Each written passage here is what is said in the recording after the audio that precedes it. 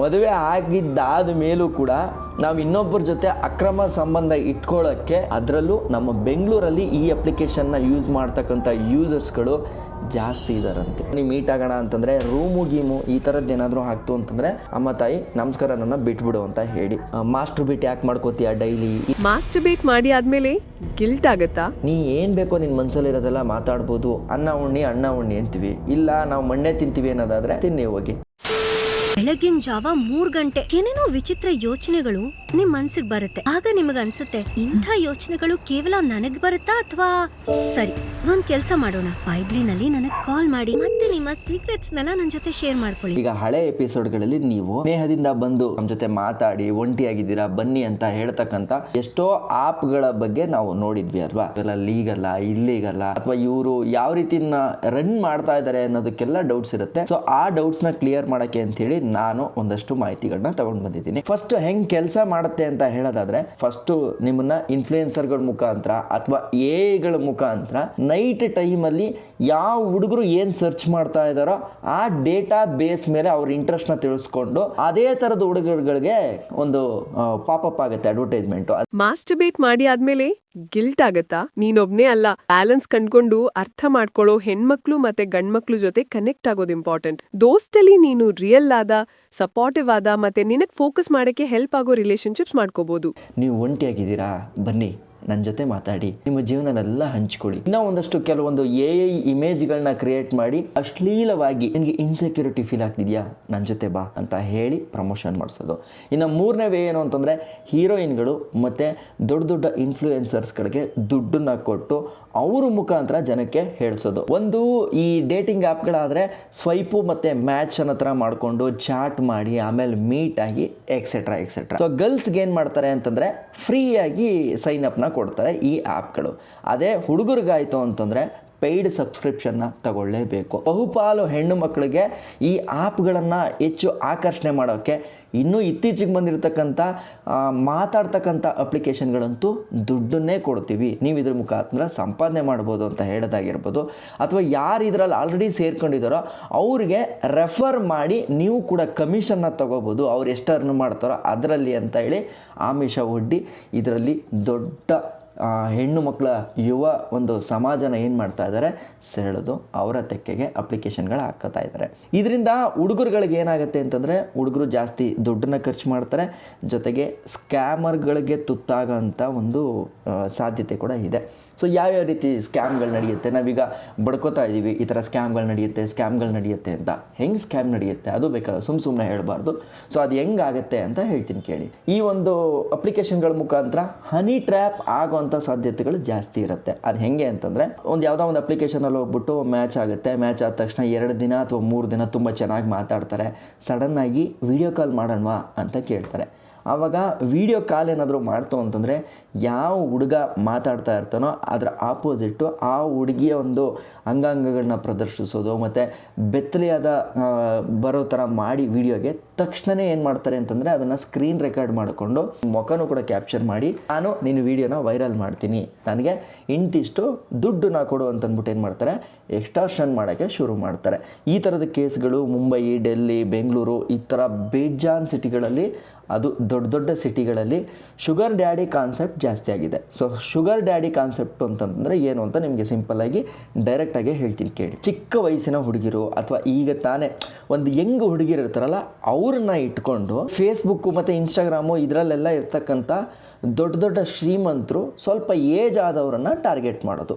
So ಅವ್ರಿಗೆ ಏನು ಮಾಡೋದು, ಹಿಂಗೆ ಮಿಸ್ಸಾಗಿ ಎಲ್ಲೋ ರಿಕ್ವೆಸ್ಟ್ ಬಂತು ಅನ್ನೋ ಥರ ಮಾಡಿಸಿ ಆಮೇಲೆ ಅವರನ್ನು ಪ್ರೀತಿ ಬುಟ್ಟಿಗೆ ಹಾಕ್ಕೊಂಡು ಅದಾದಮೇಲೆ ಅವರನ್ನೇ ಈ ಥರ ಎಕ್ಸ್ಟ್ರಾಕ್ಷನ್ ಮಾಡೋದು ಮತ್ತು ಹಣ ಬೇಡಿಕೆ ಮಾಡೋದು ಇವೆಲ್ಲವೂ ಕೂಡ ನಡೆಯುತ್ತೆ. ಇದರಲ್ಲಿ ಎರಡನೇ ಸ್ಕ್ಯಾಮ್ ಏನು ನಡೆಯುತ್ತೆ ಅಂತಂದರೆ, ಇದೇ ಅಪ್ಲಿಕೇಶನ್ಗಳ ಮುಖಾಂತರ ಅವ್ರನ್ನ ಫ್ರೆಂಡ್ ಮಾಡ್ಕೊಂಡು ಅದಾದಮೇಲೆ ಓಕೆ ನಾವು ಒಂದು ಕಡೆ ಹೊರಗಡೆ ಹೋಗೋಣ ಅಂತಂದ್ಬಿಟ್ಟು ಪಬ್ಬಿಗೆ ಕರ್ಕೊಂಡೋಗಿ ಅಲ್ಲಿ ಸ್ಕ್ಯಾಮ್ ಮಾಡ್ತಾರೆ. ಸೊ ಪಬ್ಬಿಗೆ ಕರ್ಕೊಂಡೋಗೋ ಸ್ಕ್ಯಾಮ್ ಎಷ್ಟು ಚೆನ್ನಾಗಿದೆ ಅಂತಂದರೆ, ಇದು ಕೂಡ ಮುಂಬೈ, ಬೆಂಗಳೂರು ಇಂಥ ದೊಡ್ಡ ದೊಡ್ಡ ಸಿಟಿಗಳಲ್ಲಿ ನಡೀತಾ ಇದೆ. ಈಗ ಜಾಸ್ತಿ ನಡೀತಾ ಇರ್ತಕ್ಕಂಥದ್ದು ಯಾವುದು ಅಂತಂದರೆ ಜೆಂಟ್ಲ್ಮೆನ್ ಟಾರ್ಗೆಟ್ ಸ್ಕ್ಯಾಮ್.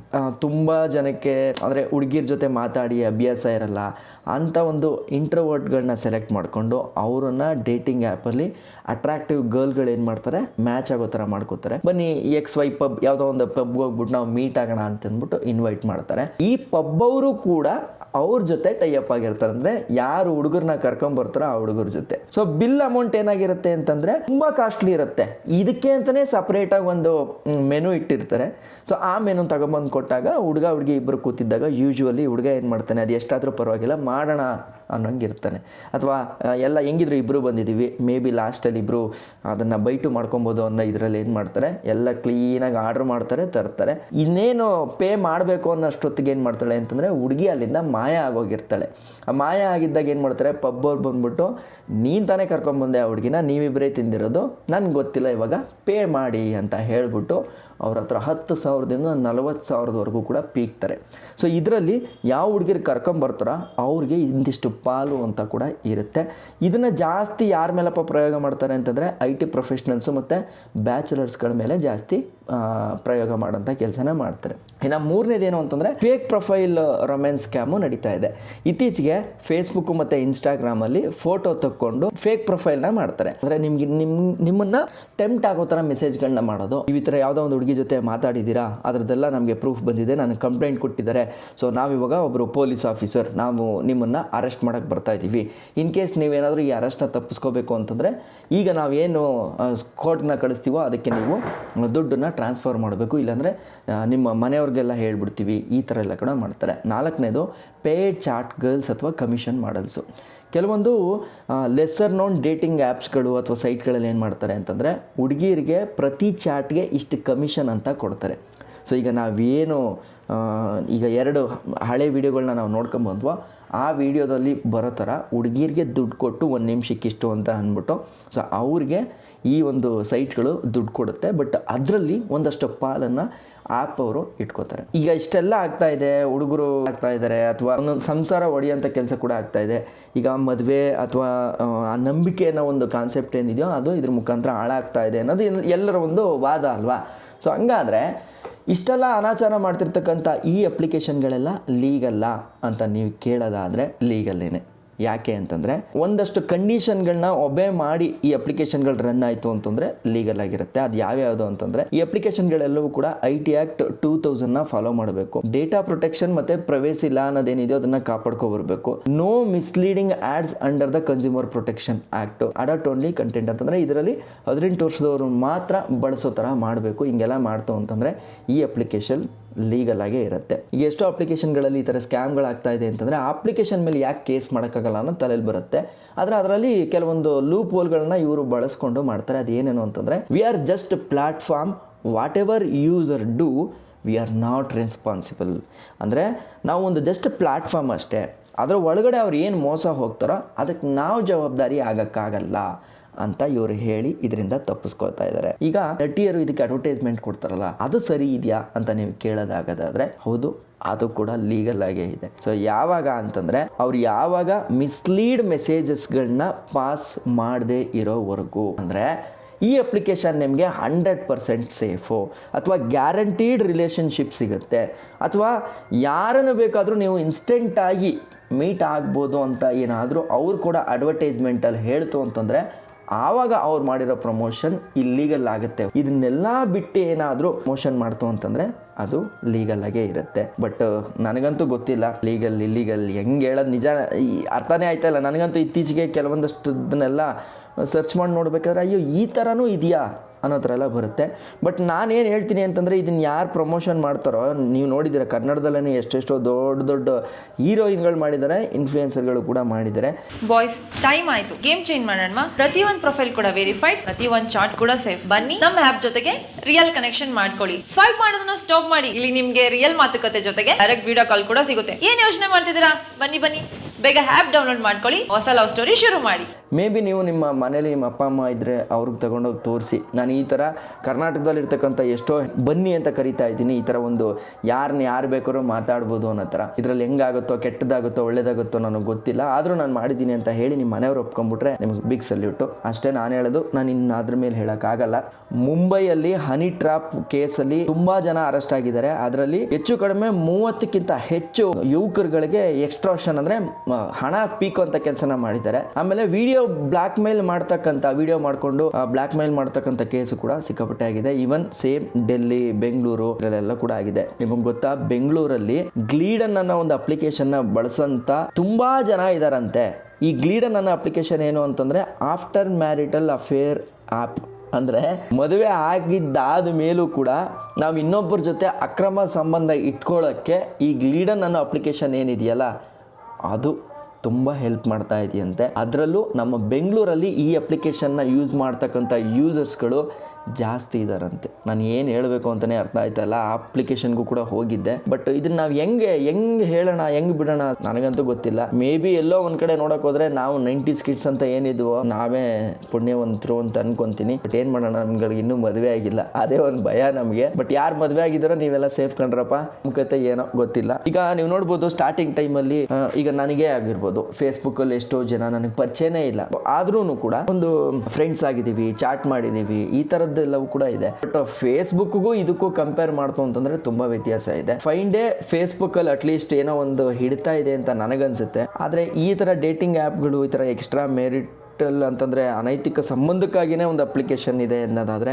ಗೊತ್ತಿಲ್ಲ ಎಷ್ಟು ಒಳ್ಳೇದು ಕೆಟ್ಟದ್ದು ಅಂತ. ಈ ಕಂಪ್ನಿಗಳು ಏನು ಮಾಡುತ್ತೆ ಅಂತಂದ್ರೆ ಈ ಸೆಲ್ಫ್ ಕನೆಕ್ಟ್ ಮಾಡ್ತೀವಿ ಅಥವಾ ಸೇಫ್ ಕನೆಕ್ಟ್ ಮಾಡ್ತೀವಿ ಅಂತ ಏನು ಹೇಳ್ತಾರೋ ಅದೆಲ್ಲದಕ್ಕಿಂತ ಹೆಚ್ಚಾಗಿ ಪ್ರೀಮಿಯಂ ಸಬ್ಸ್ಕ್ರಿಪ್ಷನ್ ಅಂತಂದ್ರೆ ದುಡ್ಡು ಕೊಟ್ಟು ಪರ್ಚೇಸ್ ಮಾಡೋ ಥರ ಮಾಡ್ತಾರೆ.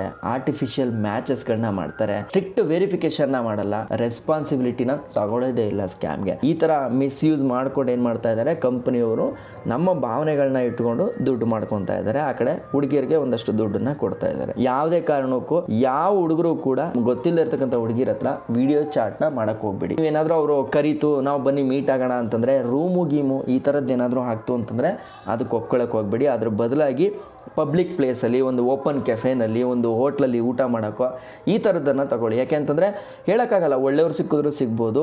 ಆ ಒಳ್ಳೆಯವ್ರನ್ನ ನಾವು ಆರಿಸ್ಕೋಬೇಕು ಅಂತಂದರೆ ನಾವು ಚೂಸ್ ಮಾಡ್ಕೊಳ್ಳೋಂಥ ಜಾಗನೂ ಕೂಡ ಅಷ್ಟೇ ಸೇಫ್ ಆಗಿರಬೇಕು. ಅದಕ್ಕೋಸ್ಕರ ಪಬ್ಲಿಕ್ ಪ್ಲೇಸ್ನ ಯೂಸ್ ಮಾಡ್ಕೊಳ್ಳಿ ಅಂತ ಹೇಳಿದ್ದು. ಪಬ್ದೇನಾದರೂ ಇನ್ವಿಟೇಷನ್ ಇತ್ತು ಅಂತಂದರೆ ದಯವಿಟ್ಟು ಹೋಗಬೇಡಿ. ಯಾಕೆ ಅಂತಂದರೆ ಅಲ್ಲಿ ಪಬ್ ಸ್ಕ್ಯಾಮ್ಗಳಾಗಂತ ಇದಿರುತ್ತೆ. ನೆಕ್ಸ್ಟ್ ಏನಾದರೂ ನಿಮ್ಗೆ ಯಾವ್ದಾದ್ರು ಒಂದು ಹುಡುಗಿ ಪರಿಚಯ ಆಗಿ ಫಸ್ಟು ಎತ್ತಿದ ತಕ್ಷಣ ಬಾ ಪಬ್ಗೆ ಹೋಗೋಣ ಅಂತಂದರೆ ಅಮ್ಮ ತಾಯಿ ನಮಸ್ಕಾರ ನನ್ನ ಬಿಟ್ಬಿಡು ಅಂತ ಹೇಳಿ. ಇನ್ನು ಯಾವುದೇ ಕಾರಣಕ್ಕೂ ಯಾರಿಗೂ ಕೂಡ ಈ UPIಯಲ್ಲಿ ಅಥವಾ ರೀಚಾರ್ಜ್ ಮಾಡು ಅಥವಾ ದುಡ್ಡು ಸೆಂಡ್ ಮಾಡು ಅಂತಂದರೆ ಮಾಡೋಕ್ಕೆ ಹೋಗಬೇಡಿ. ಡೋಂಟ್ ಶೇರ್ ಪ್ರೈವೇಟ್ ಫೋಟೋಸ್, ಇದೇ ಮೇಜರು. ನಿಮ್ಮ ಅಂಗಾಂಗಗಳನ್ನ ರೊಚ್ಚಿಗೆದ್ದು ತೋರಿಸೋದು ಅಂಥದ್ದಕ್ಕೆ ಮಾತ್ರ ದಯವಿಟ್ಟು ಹೋಗೋಕ್ಕೆ ಹೋಗ್ಬೇಡಿ.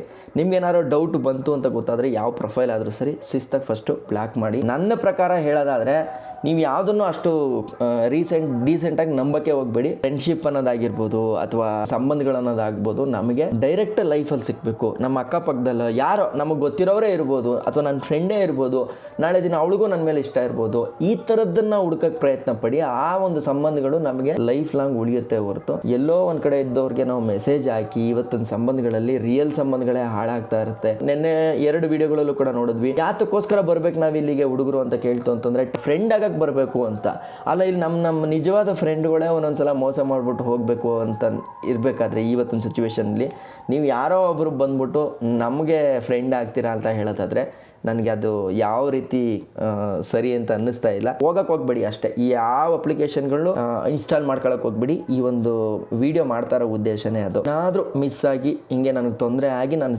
ಸಿಗಾಕೊಂಬಿಟ್ಟಿದ್ದೀನಿ, ಇದರಿಂದ ಹೊರಗಡೆಗೆ ಬರೋದು ಹೆಂಗೆ ಅನ್ನೋದಾದರೆ ಇನ್ ಕೇಸ್ ನೀವು ಈ ಥರ ಡೇಟಿಂಗ್ ಅಪ್ಲಿಕೇಶನ್ಗಳಲ್ಲಿ ಮೋಸ ಹೋಗಿನೋ ಅಥವಾ ಯಾವುದೋ ಒಂದು ಹುಡುಗಿ ನಿಮ್ಮನ್ನ ಎದುರಿಸ್ತಾ ಇರೋದು ಈ ಥರ ಎಲ್ಲ ಮಾಡ್ತು ಅಂತಂದರೆ ನೀವು ಫಸ್ಟ್ ಸ್ಟೇಷನ್ಗೆ ಹೋಗಿ ಕಂಪ್ಲೇಂಟು ಮಾಡ್ಬೋದು. ಜೊತೆಗೆ 1930 ಅನ್ನೋ ಒಂದು ನಂಬರ್ ಇದೆ. ಆ ನಂಬರ್ ಬಂದ್ಬಿಟ್ಟು ಸೈಬರ್ ಕ್ರೈಮ್ ಪೋರ್ಟಲ್ಲು. ಅದಕ್ಕೆ ಡೈರೆಕ್ಟಾಗಿ ಒಂದು ಕಾಲ್ ಮಾಡಿ ನೀವು ಕಂಪ್ಲೇಂಟ್ನ ಫಸ್ಟ್ ರೈಸ್ ಮಾಡಿಬಿಡಿ. ಅದನ್ನು ಗೋಲ್ಡನ್ ಪೀರಿಯಡ್ ಅಂತ ಕರೀತಾರೆ. ನಿಮ್ಗೆ ಯಾವ್ದಾದ್ರು ಒಂದು ಸೈಬರ್ ಕ್ರೈಮ್ ರಿಲೇಟೆಡ್ ಏನಾದರೂ ನಿಮಗೆ ಮೋಸ ಆದಾಗ 1 hour ಒಳಗಡೆ ನೀವೇನಾದರೂ ಅವ್ರಿಗೆ ಕಂಪ್ಲೇಂಟ್ ಮಾಡ್ತು ಅಂತಂದರೆ ನೀವು ಇವತ್ತು ದುಡ್ಡು ಕಳ್ಕೊಂಡಿದ್ರು ಕೂಡ ಅದನ್ನು ಫ್ರೀಸ್ ಮಾಡೋಂಥ ಕೆಲಸ ಮಾಡ್ತಾರೆ. ಇನ್ ಕೇಸ್ ಯಾರಿಗಾದರೂ ಜಾಸ್ತಿ ದುಡ್ಡನ್ನು ಹಾಕ್ಬಿಟ್ಟೆ ನನಗೆ ಗೊತ್ತಾಗದೆ ಅಥವಾ ಅವ್ರು ನನ್ನ ಸ್ಕ್ಯಾಮ್ ಮಾಡಿಬಿಟ್ರು ಅಂತಂತಂದರೆ ಫಸ್ಟ್ ನೀವು ಮಾಡಬೇಕಾಗಿರೋ ಕೆಲಸ ಬ್ಯಾಂಕಿಗೆ ಫೋನ್ ಮಾಡಿ ನಿಮ್ಮ ಅಕೌಂಟನ್ನು ಫ್ರೀಸ್ ಮಾಡಿಸುವಂಥದ್ದಾಗಿರುತ್ತೆ. ಇನ್ನು ಕೊನೆಯದಾಗಿ ಹೇಳಬೇಕು ಅಂತಂದರೆ ಡೇಟಿಂಗ್ ಆ್ಯಪ್ಸ್ಗಳು ಅನ್ನೋದು ರಾಂಗ್ ಅಲ್ಲ, ಆದರೆ ಅವುಗಳನ್ನ ತಪ್ಪಾಗಿ ನಾವು ಬಳಸ್ಕೊಂಡ್ರೆ ಅದು ನಮ್ಗೆ ಅಪಾಯನ ಕೊಡಿಸುತ್ತೆ. ಇವತ್ತಿನ ಜಗತ್ತಲ್ಲಿ ಪ್ರೀತಿನೂ ಅಷ್ಟೇ ನಿಮಗೆ ಫ್ರೀಯಾಗಿ ಸಿಗಲ್ಲ. ಪ್ರೀತಿ ಅದು ಎರಡು ಮನ್ಸುಗಳು ಬಾಂಧವ್ಯದಿಂದ ಬೆರಿಬೇಕು, ಅದಾದ್ಮೇಲೆ